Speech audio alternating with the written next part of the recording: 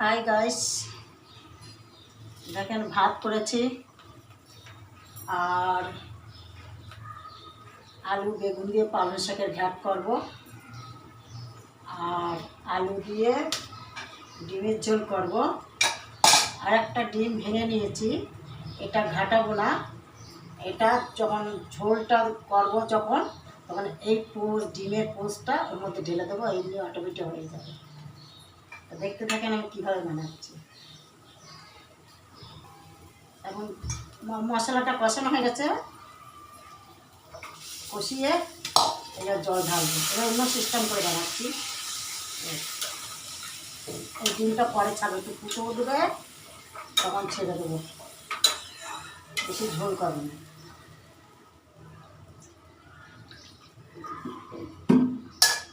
একটু ফুটো উঠুক তারপর করবো। আন্ডা ছড়ে এই দেখে